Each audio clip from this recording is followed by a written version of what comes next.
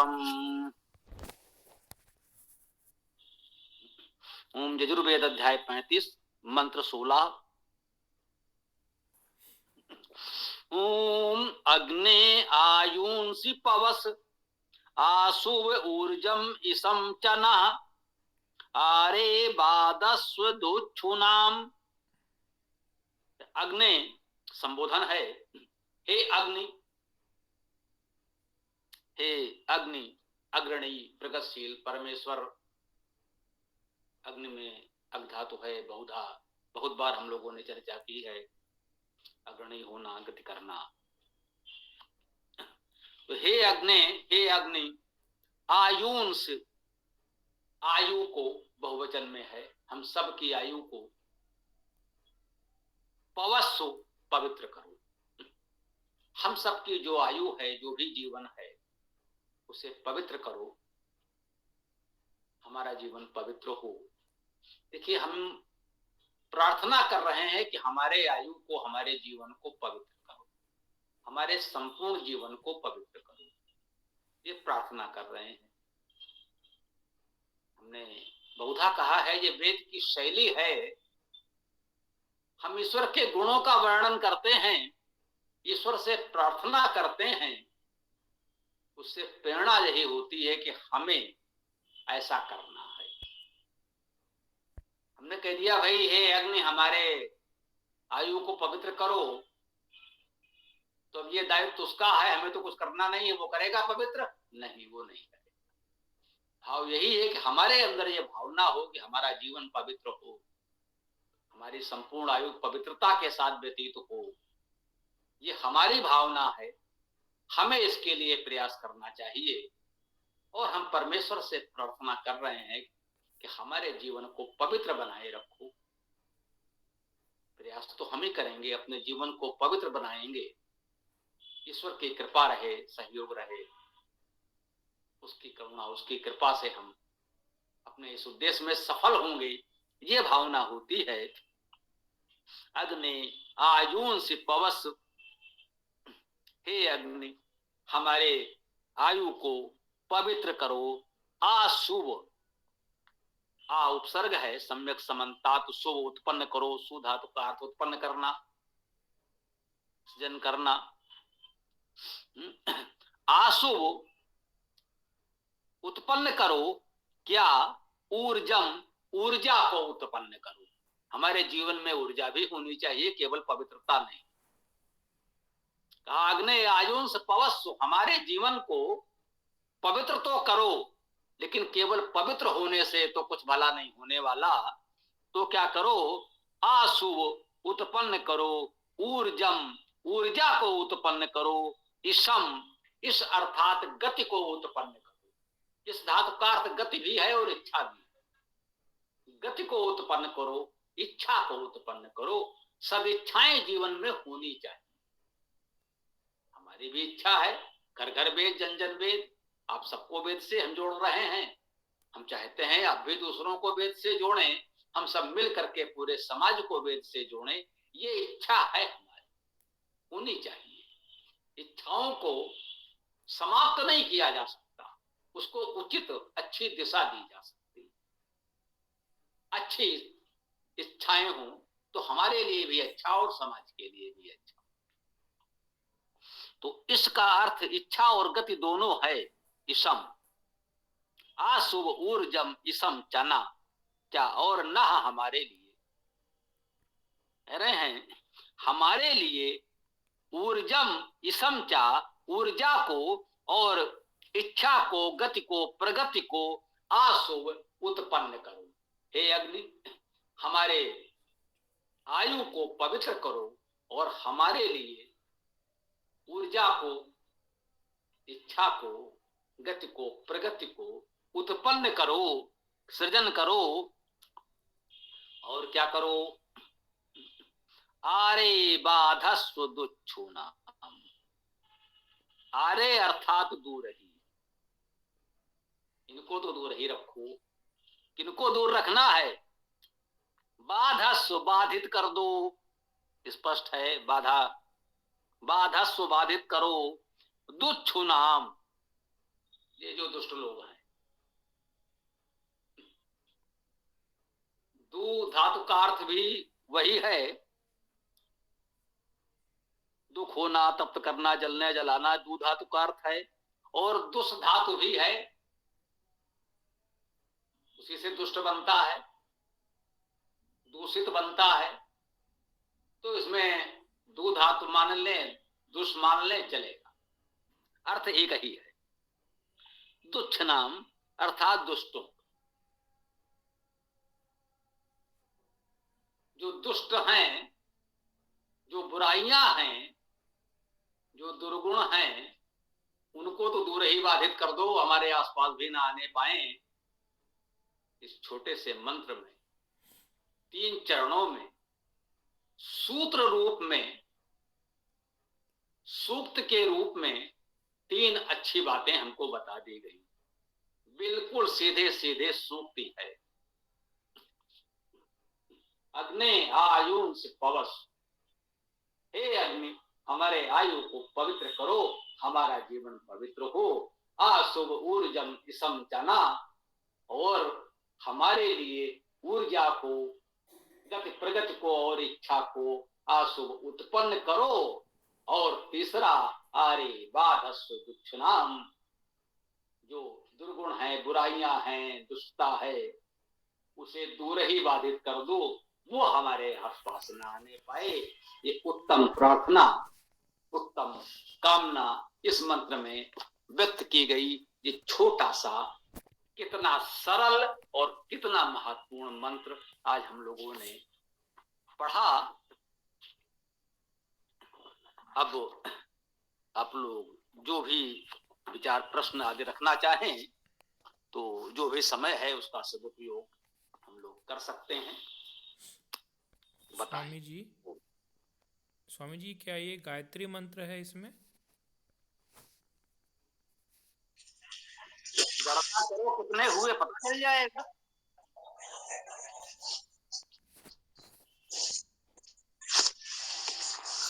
जी स्वामी जी। हाँ, गायत्री हुई है, इसमें कोई बात नहीं। तो स्पष्ट दिख रहा है, दूर से दिख रहा है। तो हमारे कहने का आशय यही था कि इस प्रकार के प्रश्न की स्थिति ही नहीं आती है। तो बिल्कुल स्पष्ट दूर से दिख रहा है, गायत्री है। 8-8 वर्णों के 3 चरण स्पष्ट हैं। जी स्वामी जी, क्षमा कर दीजिए जी। ठीक है, तो स्पष्ट रूप से है। हाँ, ये छंदों के विषय में कुछ नए लोग यदि ना उसना हुआ तो ये समझ लें कि 1-2 वर्ण कभी कभी इधर उधर हो जाते हैं। वो वही समझ लीजिए कि संहिता पाठ, सरल पाठ, पद पाठ, किसी ने उसको संधि जोड़ दी, किसी ने विच्छेद कर दिया, तो 1-2 वर्ण इधर उधर हो जाते हैं तो मान लिया गया है छंद वही रहेगा, उससे बहुत अंतर नहीं पड़ेगा। हाँ, यदि इससे अधिक हो जाए तो ऐसा भी नहीं है कि वर्ण कितने भी हो जाए बोले रहेगा तो अब ये गायत्री ही, ऐसा भी नहीं है भाई। एक वर्ण तो चलेगा, दूसरा हो तो विचार करें, तीसरा नहीं चलेगा, क्योंकि 4 वर्ण पर तो नया छंद हो ही जाता है। तो ये 3 वर्ण अधिक हो गए, मान लीजिए गायत्री में 24 के 27 हो गए, तो फिर वो गायत्री नहीं हो सकता। 24 के 25 तक गायत्री हो सकता है, बहुत सरलता से गायत्री ही कहा जाएगा बिना किसी भ्रम के। 24 के 25 है तो गायत्री ही है, उसमें कोई भ्रम नहीं होना चाहिए। 26 है तो देख ले, गायत्री हो सकता है या कह सकते हैं इसमें विद्वानों में मतभेद हो सकता है। 27 है फिर कोई मतभेद नहीं है, वो उसलिए ही होगा, क्योंकि 28 वर्णों का उसलिए छंद होता है। तो 27 है अर्थात 28 में एक न्यून है तो उसलिए ही माना जाएगा, क्योंकि एक वर्ण न्यून हो या अधिक हो वो तो माना ही जाता है। ये बिल्कुल अकाट सिद्धांत है कि एक वर्ण न्यूनाधिक पर छंद का नाम वो रहता है, परिवर्तित नहीं होता। एक न्यून है तो भी वही माना जाएगा, एक अधिक है तो भी वही माना जाएगा। ओम। आचार्य जी नमस्ते। ये जहां जहां अग्नि का प्रयोग हुआ है, जैसे अग्नि आयुष पवसा या अग्नि नय सुपता, तो अग्नि का भाव हे स्वयं प्रकाश ज्ञान स्वरूप परमेश्वर, मतलब अग्नि को परमेश्वर की संज्ञा दी गई है, थोड़ा सा इसमें कंफ्यूजन होता है कभी कभी, तो थोड़ा सा स्पष्ट करें हम अग्नि के बारे में कि अग्नि क्या ईश्वर का ही स्वरूप है या उसको ईश्वर माना गया है, ये थोड़ा सा बताएं।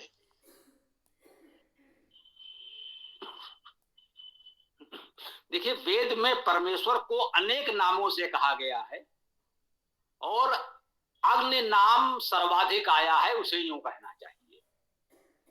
वेद में सर्वाधिक छंद गायत्री हैं और परमेश्वर का सर्व प्रमुख नाम अग्नि है। अग्नि शब्द अग धातु से बनता है, इसी अग धातु से अग्रणी बनता है, तो समझ लें अग्नि शब्द का अर्थ अग्रणी हो गया। और अग धातु का मुख्य अर्थ गति करना है, तो अग्नि शब्द का अर्थ गतिशील प्रगतिशील हो गया। तो हम लोग अग्नि शब्द का अर्थ करते हैं हे अग्रणी प्रगतिशील परमेश्वर। तो यूं कहें अग्नि शब्द का अर्थ परमेश्वर नहीं है, परमेश्वर के लिए अग्नि शब्द का भी प्रयोग होता है। परमेश्वर के अनेक नामों में एक प्रमुख नाम अग्नि है। वेद में सर्वाधिक प्रमुख नामों से जिससे परमेश्वर को जाना गया है उनमें अग्नि है। अग्नि प्रमुख नामों में एक है, ऐसा हम माने। सबसे प्रमुख नाम तो ओम है, जो सभी मंत्रों में हम बोलते हैं।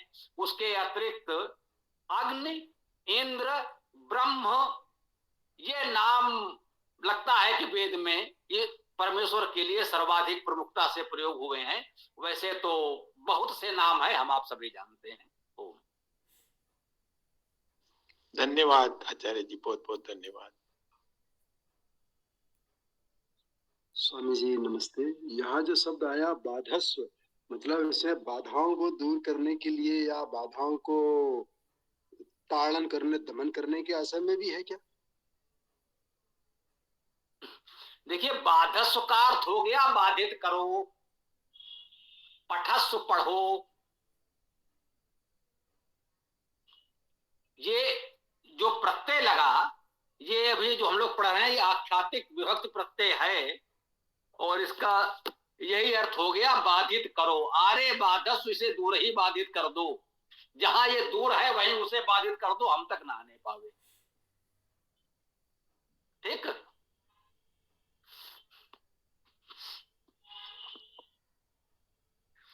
बाधा को दूर नहीं कर रहे हैं, दूर ही उसे बाधित कर दे रहे हैं जो हमें नहीं चाहिए।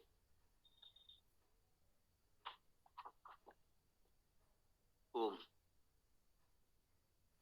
धन्यवाद स्वामी जी। और आज आपकी पुस्तक पढ़ते पढ़ते यहाँ तक आया आपके साथ, तो लकारें भी बड़ी सरलता से समझ में आ गई। तो अब मुझे ये बात समझ में आई कि लोग आपका विरोध जो कर रहे थे उसका कारण ही यही है कि इतना सरलतम कर दिया आपने, तो उनकी जो व्याकरण की सारी धज्जियां उड़ी जा रही।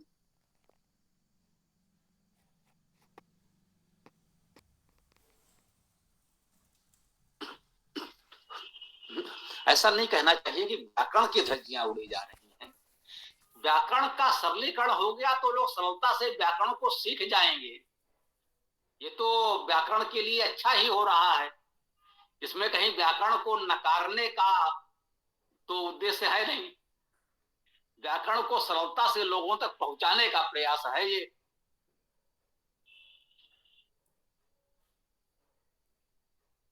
जी। ओम। स्वामी जी, व्याकरण का उनके व्याकरण का, क्योंकि उन्होंने अपने पास जो भी व्याकरण की धारणा मान्यता बना के रखी है, पढ़ के रखा है, उसको लगातार उस पर डिग्रियां ली है, तो उसकी उनके धज्जियां उड़ रही। जैसे पंडित लोग रोकते हैं ना व्याकरण पढ़ने के लिए, उसी तरह से ये उनका कारण है।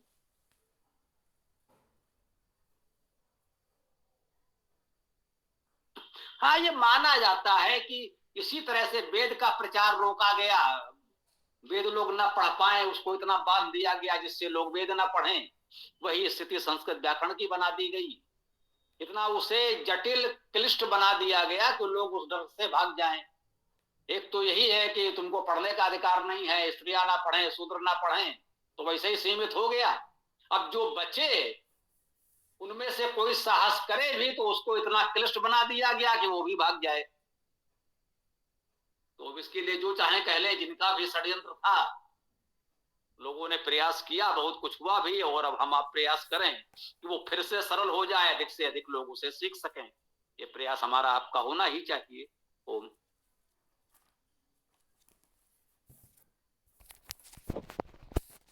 स्वामी जी, मुझको तो ऐसा लग रहा है कि मैंने संस्कृत लगभग पूरी कंप्लीट कर ली, पढ़ना आने लगा मुझको।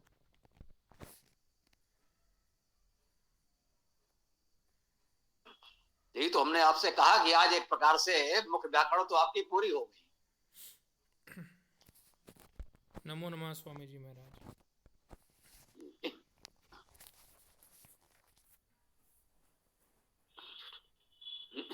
यूं समझिए 70-80 के दशक में जब हम विद्यार्थी थे, ये प्रक्रिया हम तब से चला रहे हैं।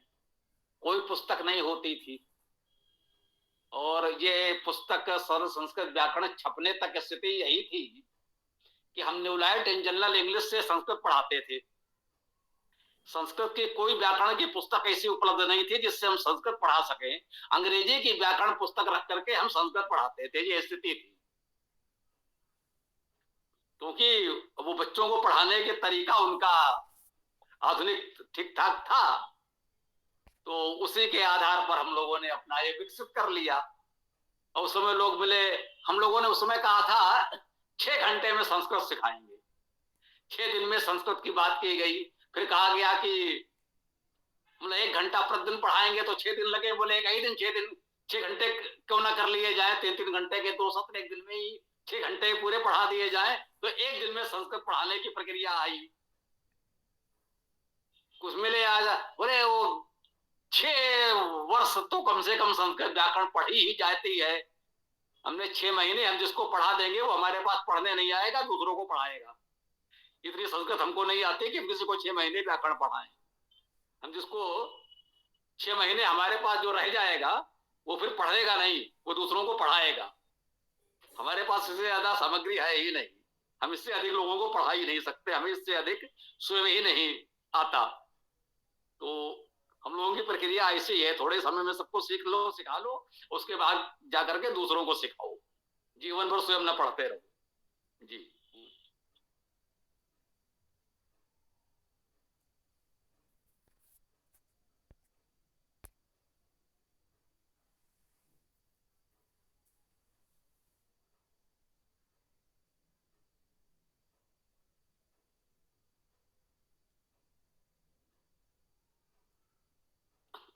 जी, किसी को कुछ कहना हो तो बताएं, अन्यथा फिर आज के सत्र का समापन किया जाए।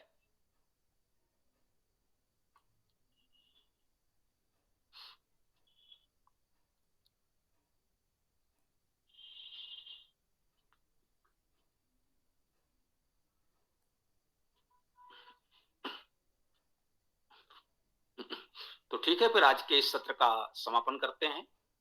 कल सायंकाल इस वेद कक्षा में हम लोग पुनः मिलते हैं। ओम स्वस्ति, ओम नमस्ते, ओम खम ब्रह्म, ओम खम ब्रह्म, ओम